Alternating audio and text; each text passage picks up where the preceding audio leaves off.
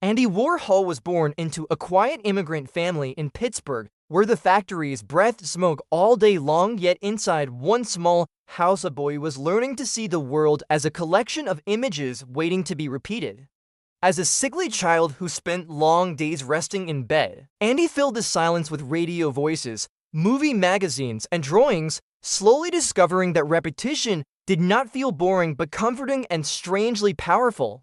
While other children ran outside chasing games and noise, Andy watched Hollywood stars shimmer on paper, noticing how fame could turn ordinary faces into symbols larger than life. His early fascination with celebrities, advertisements, and popular culture did not come from wanting to be famous yet, but from wanting to understand why people looked at some images longer than others.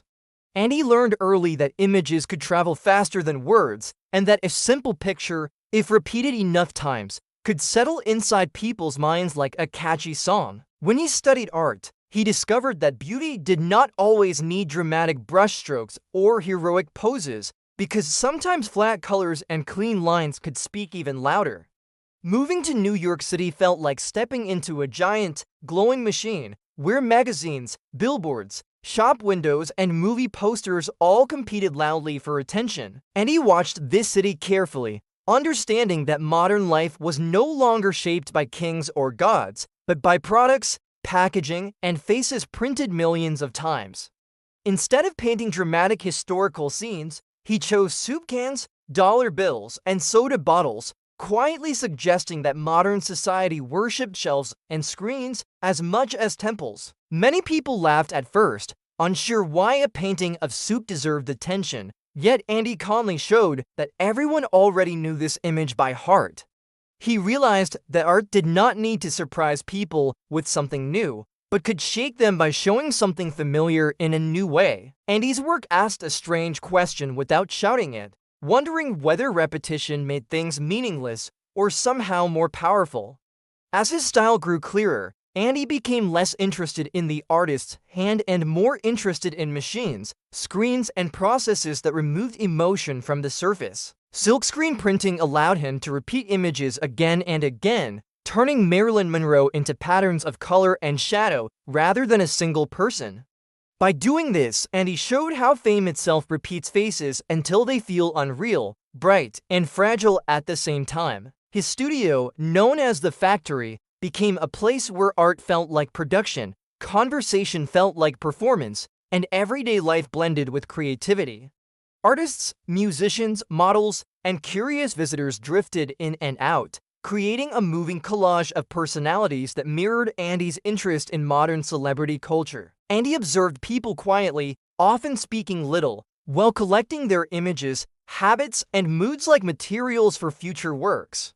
He understood that being mysterious made people watch him more closely, turning even silence into part of his artistic image. Although his paintings looked playful and colorful, they carried deeper questions about identity, originality, and how society consumes images.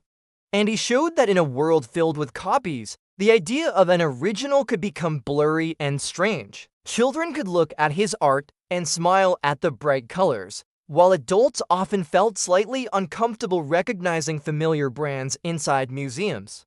And he did not judge the modern world harshly, but instead held up a mirror and allowed people to judge it themselves. He believed that everyone could be famous for a short time, not as a wish, but as an observation about how media worked. This idea felt exciting and unsettling at once, especially as television and photography grew more powerful.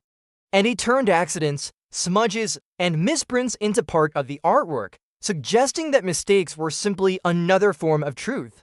His portraits flattened emotion while amplifying presence, making people feel both seen and distant at the same time. Critics argued over whether his work was shallow or clever, not realizing that the argument itself proved his point. And he stayed calm amid praise and confusion, letting others debate while he continued producing images with quiet determination. Behind his pale wig and dark glasses, Andy watched the art world transform into something faster, louder, and more commercial. He sensed that art was no longer separated from business, and instead of resisting that change, he leaned into it thoughtfully. Andy's personality became part of his artwork, carefully constructed yet oddly sincere in its distance. He knew that looking empty could sometimes reveal more about society than showing emotion openly. Though his art appeared simple, it carried layers of observation, irony, and reflection beneath the surface. Andy invited viewers to ask whether they loved the image itself or the attention surrounding it. His work slowly reshaped what people believed art could be in a modern, media-driven world. As fame began to surround him, Andy continued to repeat his images, calmly pressing forward as if repetition itself was the message. The world around him grew louder, faster, and more obsessed with images, while Andy quietly collected it all. Every soup can, every repeated face, and every bright color became part of a larger story about seeing and being seen. Without raising his voice, Andy Warhol prepared the stage for a new kind of art, one shaped by screens, copies, and modern life itself. His journey was only beginning, even as his images already spread everywhere. The question was no longer whether his art mattered, but what it revealed about everyone looking at it. And as the story moves forward, the quiet observer from Pittsburgh was about to collide with fame, danger, and a moment that would change everything. As Andy Warhol's fame expanded beyond galleries and magazines, the quiet observer from Pittsburgh suddenly found himself standing at the center of a world that reflected his own ideas back at him in louder, sharper forms. The factory transformed from a creative playground into a restless stage where admiration, envy, ambition, and confusion mixed together like colors that could never fully separate again. Andy watched this growing chaos with the same calm distance he once gave to soup cans, understanding that attention itself had become the most powerful material of all. Yet the more visible he became, the more he realized that images, once released into the world, could turn unpredictable and dangerous. One ordinary day shattered the careful balance of observation and distance when violence entered his life, reminding him that fame was not only glittering surfaces and flashing cameras. Surviving this moment changed Andy quietly but deeply, making him more aware of how fragile bodies were compared to images that seemed to live forever. Afterward, his work grew colder, smoother, and more controlled, as if he were placing another layer of glass between himself and the world. Andy returned to repetition with renewed intensity, allowing machines, assistants, and systems to carry much of the work while he remained present yet distant. The portraits continued, but now faces looked even flatter, emotions more neutral, and colors more artificial, reflecting a world where feeling often hid behind appearances. Money, business, and art blended openly, and Andy refused to pretend otherwise, calmly stating that making money could be just as creative as painting. Many people misunderstood this honesty, mistaking it for emptiness, while Andy quietly suggested that society itself had taught him this language. Celebrities lined up to be turned into Warhol images, not realizing that becoming a repeated face meant giving up a piece of individuality. Andy captured them gently but honestly, showing how fame could freeze people into permanent surfaces. Television interviews turned his silence into mystery, and his short answers became another form of performance art. Andy understood that saying less made people imagine more, and imagination often carried more power than explanation. As years passed, the world caught up with his ideas, slowly becoming the image-obsessed society he had already been painting for decades.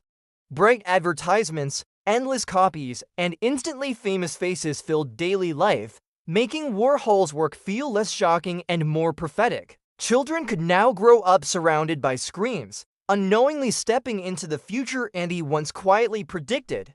His art no longer belonged only to museums, but to everyday culture, fashion, music, and design.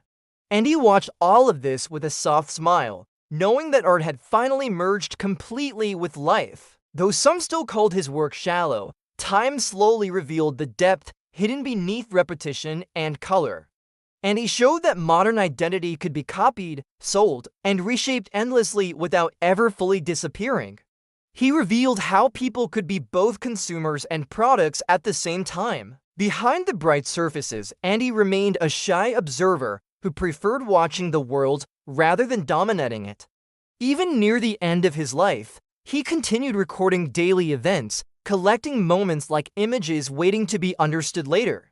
Andy Warhol left behind not just paintings, but a way of seeing the modern world clearly, calmly, and without illusion. He proved that art did not need to shout to change how people think. By repeating what everyone already saw, he forced them to finally notice it. His legacy lived on in every copied image, every viral face, and every screen glowing quietly in a darkroom.